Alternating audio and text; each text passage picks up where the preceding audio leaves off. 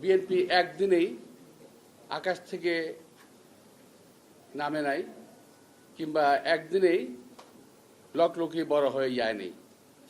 তিলে তিলে এই বিএনপি বড় হয়েছে, আজকের এই ময়ূরে পরিণত হয়েছে। আজকে সারা বাংলাদেশের একটি জনপ্রিয় দলে পরিণত হয়েছে। দেশনেত্রী বেগম খালেদা জিয়ার নেতৃত্বে শহীদ রাষ্ট্রপতি জিয়া রহমানের প্রতিষ্ঠিত এই দলটি আজকে তিলে তিলে এই জায়গায় এসে পৌঁছেছে। বহু নেতা কর্মীর অবদান এই দলের মধ্যে রয়েছে। তার মধ্যে পিন্টু একজন অন্যতম একজন সৈনিক, যার অবদান ভোলার মতো নয়। অথচ অনেকেই বলছেন ছাত্র নেতা ছিল, এটা ছিল, সেটা ছিল, ঠিক আছে, কিন্তু আমি মূল ছাত্র দলের কাউকে আমি এখানে দেখছি না। এটা আমার জন্য দুর্ভাগ্যজনক। অর্থাৎ কালকে যদি আপনি কিংবা আমি মারা যাই, আমরা সংখ্যায় গণিত হব, একটা লাশ বাড়ছে একজন, অর্থাৎ 500, 5000 একজন হয়েছে, কে গেছে এটা কোনো খবর থাকবে না। তো আজকে বিএনপি নেতা কর্মীরা সংখ্যায় পরিণত হয়েছে, এই সংখ্যা করা যাবে না, তাহলে বিএনপিকে খাটো করা হবে। বিএনপির নেতা কর্মীরা নিরস্ত্রিত হবে। প্রিয় ভাইরা, পিন্টু সম্পর্কে বলতে গেলে অনেক কথাই বলতে হবে। আরো পিন্টু ছিল, তারপর ইলিয়াস ছিল, রতন এখনো আছে, পাশে দুলু আছে, এবং এর মতো নীরব আছে। এরকম আরো অনেক আমার ছোট ভাইরা ছিল, যারা একসঙ্গে, যাদের সঙ্গে আমি কাজ করেছি, যারা আমার জুনিয়র ছিল এবং এখনো তাই, বড় ভাইয়ের মতো সম্মান করতো এবং কথা বললে কথা শুনতো, যা বলতাম তাই করতো।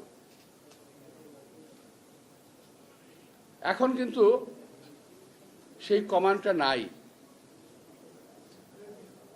এখন যেরকম আমরা পিন্টুর কথা মনে হলেই দুলুর কথা মনে করতে হয়, দুলুর কথা মনে করতে হলে আমার কথা মনে করতে হবে, এরকম কিন্তু নাই আর বিষয়টা দলের মধ্যে। দলের মধ্যে সেই সংবেদনশীলতা আর নাই, আমাদের চলে গেছে। কিন্তু এটাকে ফিরিয়ে আনতে হবে। দলের মধ্যে যদি আমাদের নিজেদের মধ্যে নিজেদের ভালোবাসা না থাকে, তাহলে কিন্তু সেই দল বেশি দূরে যেতে পারে না, পারবেও না।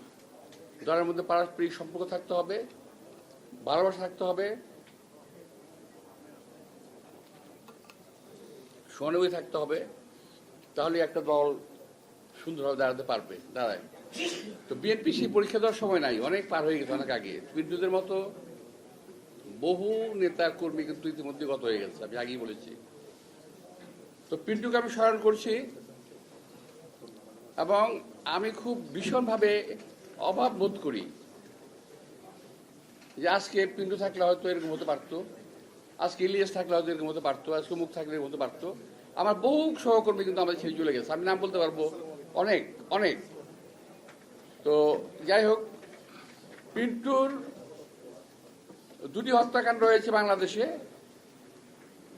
7-8টি হত্যাকাণ্ড যেগুলো হয়েছে, যেগুলো নাকি অলমোস্ট জুডিশিয়াল কিলিং। যেমন আমাদের কিছু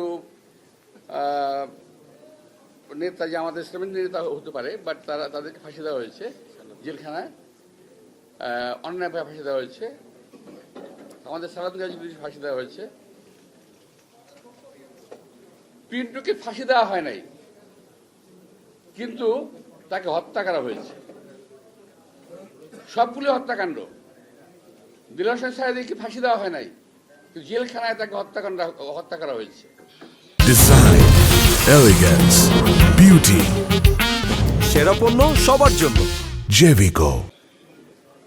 আজকে আমি সবচেয়ে প্রথম সেই হত্যাকাণ্ডগুলোর বিচার চাচ্ছি। প্রথম পিন্টুর হত্যাকাণ্ডের বিচার করতে হবে, এই সরকারের কাছে আমি এটার দাবি করছি। নইলে আজকে যে মিটিংটা দেখছেন আপনার, ছোট একটা মিটিং, এই মিটিং কিন্তু রাজপথে বড় হবে পিন্টুর বিচারের দাবিতে। এই মিছিল কিন্তু বড় হবে। সুতরাং ওই সময় জেলখানায় যারা ছিলেন, কাদের কারণে পিন্টুকে হত্যা করা হয়েছে, কারা হত্যা করেছে, তাদেরকে খুঁজে বের করে তাদের সাজার ব্যবস্থা করতে হবে। আমি বলছি বিচার এবং সাজা, আমি বলছি না ফাঁসি দিয়ে দেন। বিচার এবং সাজা, যার যতটুকু প্রাপ্য তাকে সেটা দিতে হবে। প্রিয় ভাইরা, আজকে আমরা যেখানে দাঁড়িয়ে আছি বাংলাদেশের রাজনৈতিক অবস্থানে,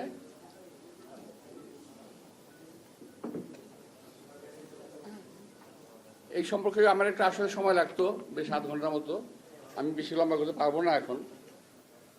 তো আমরা কয়েকদিন যাবৎ দেখতে পাচ্ছি একটা বাংলাদেশে একটা সার্কাস জাতীয় কিছু একটা হচ্ছে, নাটক জাতীয় কিছু একটা হচ্ছে, আমার কাছে মনে হচ্ছে আর কি।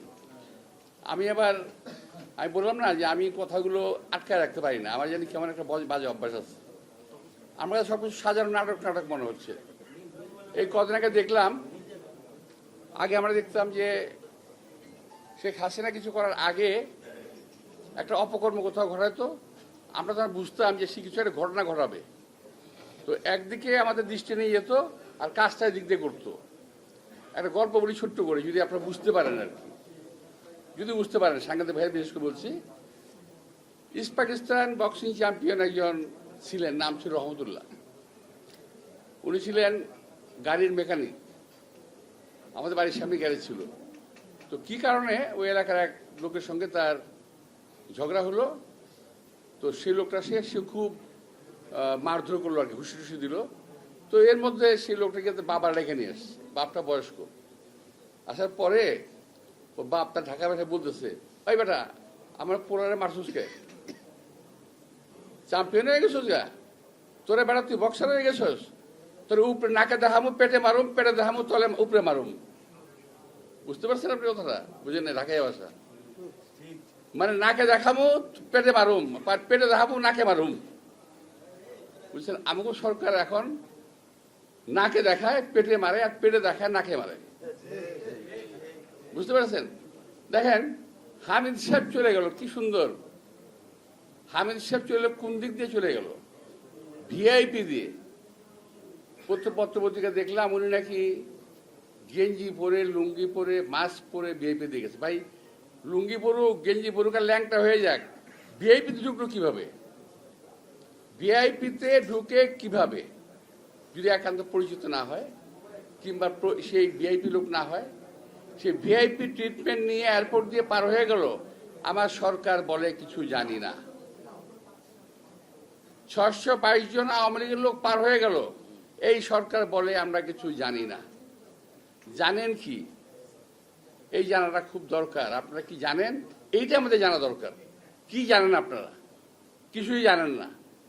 তো এখন সেদিক থেকে নজর ফেরানোর জন্য আরো জানি কি ঘুরতেছে, আমার খুব সন্দেহ হচ্ছে আরো জানি কি ঘুরতেছে। নইলে শাহবাগের এই নাটক কেন হঠাৎ করে? যে শাহবাগ আপনারা বন্ধ করেছেন, যে শাহবাগের এই এলাকাতে, এই সমস্ত এলাকাতে মিছিল মিটিং করা যাবে না, সেখানে সরকারের পৃষ্ঠপোষকতায় সরকারের দল এনসিপির লোকেরা ওখানে মিছিল মিটিং করে কিভাবে? আর কোন দাবিতে মিছিল মিটিং করলো? কি দাবিতে? দাবি জানি কি দাবি? আওয়ামী লীগ নিষিদ্ধ করতে হবে।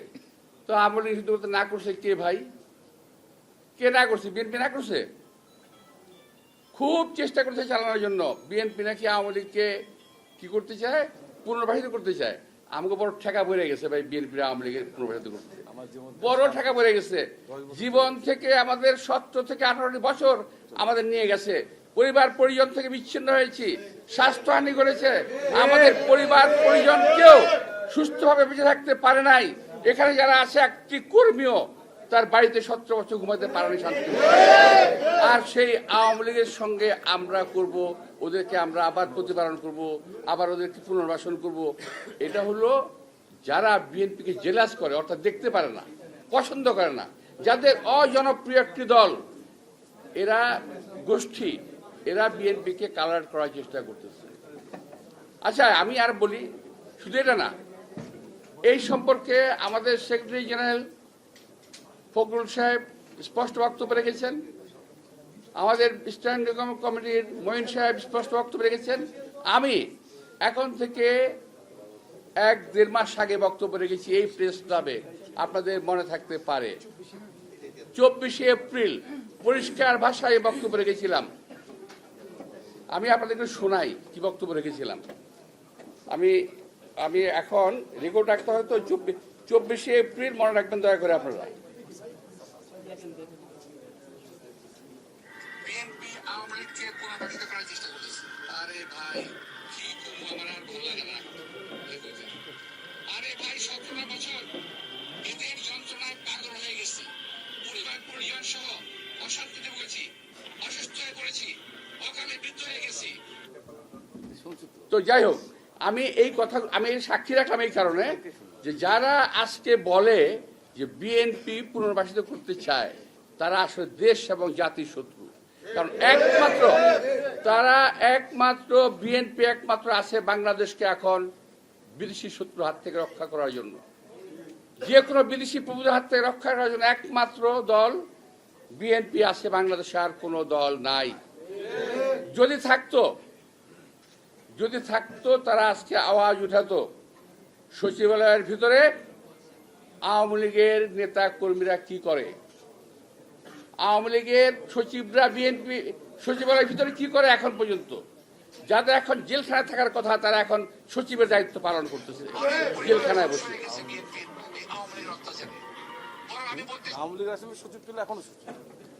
ওরা আওয়ামী লীগের আমার সচিব ছিল, এখনো সচিব, অথচ আমাদের সময় যারা সচিব ছিল, যারা এখন রিটায়ারমেন্টে যায় নাই, তাদেরকে সব বাতিল করে দিচ্ছে। এখন আরো শুরু হয়েছে প্রশাসনে, বিভিন্ন এলাকাতে পরিবর্তন শুরু হয়ে গেছে। কে বিএনপি কোথায় আছে, হয় বিএনপি দিতে হবে, বিএনপি বাতিল করে কমপক্ষে জামাত দিতে হবে, জামাত না হলে আওয়ামী লীগ দিতে হবে। আপনারা খেয়াল করে দেখবেন, থানা, পুলিশ, কোর্ট, কাছারি, সচিবালয়ের ভিতরে এই কর্মকাণ্ডগুলো শুরু হয়ে গেছে। বিএনপিকে রাখা যাবে না। এই যে বিএনপি নিধন আন্দোলন শুরু হয়েছে তারই একটি বিষয় হলো এইটা, এই যে 622 জন আওয়ামী লীগকে পালিয়ে যেতে দেওয়া, হামিদ সাহেবকে পালিয়ে যেতে দেওয়া, একটা খুনের আসামি হামিদ সাহেব, তাকে পালিয়ে যেতে দেওয়া, এটা হলো এই একটা বিষয়। আরো বিষয় আছে, এই সরকারের মধ্যে অবস্থানরত অনেক কি বলে উপদেষ্টা যারা বাংলাদেশের নাগরিকই নন, তারা এই দেশ পরিচালনা করতেছেন। এখান থেকে নজর ফিরিয়ে নেওয়া। আমার মনে হয় মাঝে মাঝে আমরা কি ঔপনিবেশিক শাসনে আছি? আমার মনে হয় যে আমরা দেশের মানুষের শাসনে নাই, আমরা ঔপনিবেশিক শোষণে আমরা আছি। নইলে আজকে একটি কথা আমি দেখছি, একটি জিনিস, সবাই তো দেশপ্রেম করে দাবি করেন ভাই, আমিও নিজেকে একজন দেশপ্রেমিক নাগরিক হিসেবে দাবি করি। আমি অন্য কারো কথা বলছি না, আমি আমার নিজের পক্ষ থেকে বলছি, দায়িত্ব নিয়ে বলছি যে আমি কেন ইচ্ছা করলে সেন্ট মার্টিন যেতে পারি না, আমি কেন ইচ্ছা করলে সাজেক যেতে পারবো না, আমি কেন ইচ্ছা করলে বাগাইছড়ি যেতে পারবো না। আমি একটু এই সরকারের কাছ থেকে জানতে চাই, আমরা কি কোনো পরাধীন রাষ্ট্রে বসবাস করি? আমাদেরকে সেন্ট মার্টিন, বাগাইছড়ি কিংবা সাজেক যেতে পাসপোর্ট ভিসা লাগবে? আমি এই সরকারের কাছে স্পষ্ট উত্তর জানতে চাই, ঘটনাটা কি। আমি এটাও বুঝি না, আমার এনসিপি ভাইয়েরা যারা বলতে চান দ্বিতীয় স্বাধীনতা, তারাই সন্দেহের কথা বলছেন না কেন? তারা কেন কথা বলছেন না? আর কেউ যদি আমাকে প্রশ্ন করে আপনি কেন বলছেন, আমি বলছি এই কারণে এই দেশটাকে আমরা যুদ্ধ করে স্বাধীন করেছি।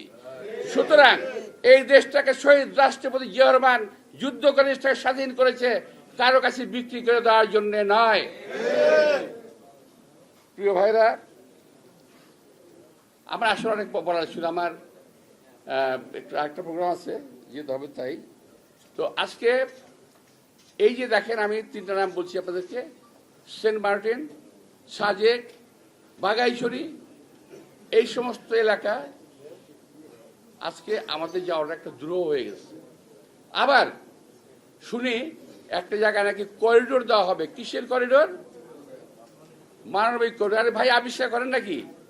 আর বিশ্বের কোন ডিকশনারিতে মানবিক করিডোর জায়গা আছে নাকি? কোন ডিকশনারিতে মানবিক করিডোর বলে কোনো শব্দ আছে? আবিষ্কার করেন একটা শব্দ, যখন যে শব্দ প্রয়োজন সেটা আবিষ্কার করেন। বাংলাদেশের অভ্যন্তরের কোনো করিডোর কিংবা প্যাসেজ দেওয়ার কোনো সুযোগ নাই জনগণের মতামত ছাড়া। জনগণের ভোটের মাধ্যমে নির্বাচিত সরকার সিদ্ধান্ত নেবে তারা কি করবে। আমাদের কোনো ভালো অভিজ্ঞতা আছে, বিশ্বের কোনো দেশ এই করিডোর দিয়ে শান্তিতে নাই।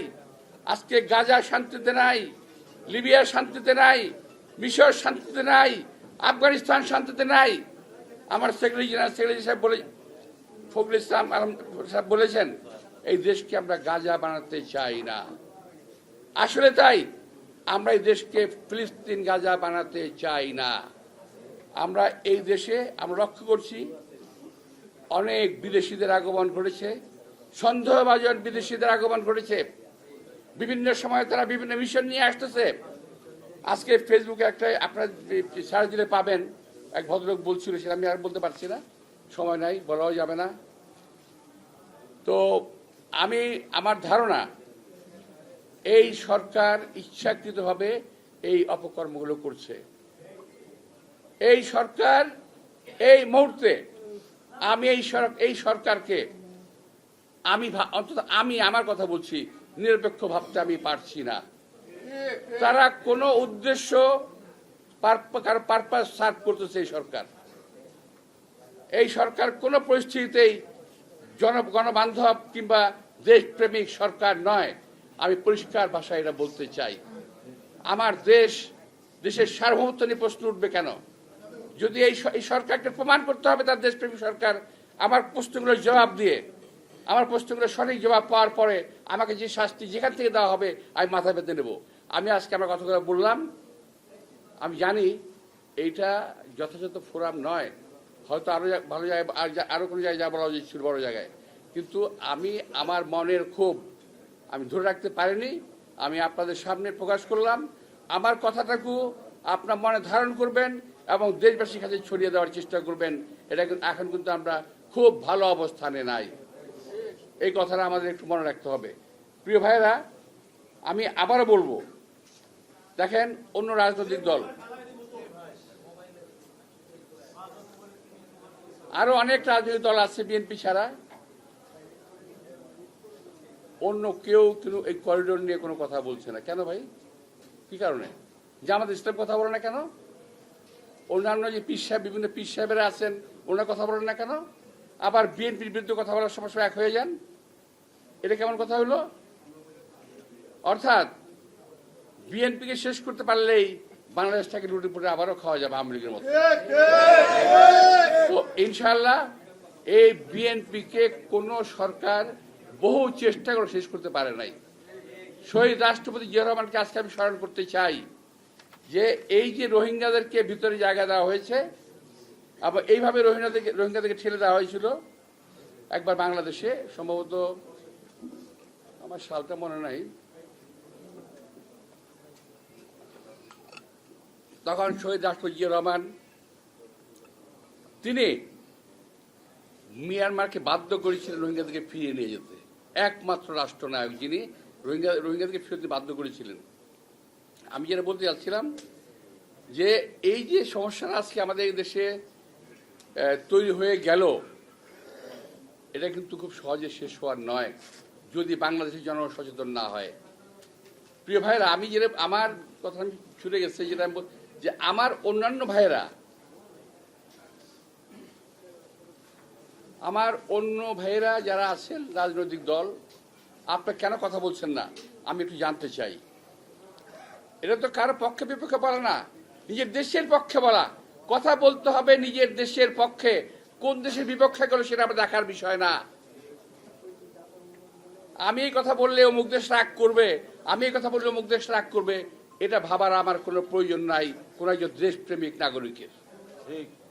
আমি দেশপ্রেমিক, আমি আমার দেশের কথা বলবো, আমি দেশপ্রেমিক, আমি আমার দেশের স্বার্থের কথা বলবো, আমি দেশপ্রেমিক, আমার দেশের জনগণের কথা বলবো।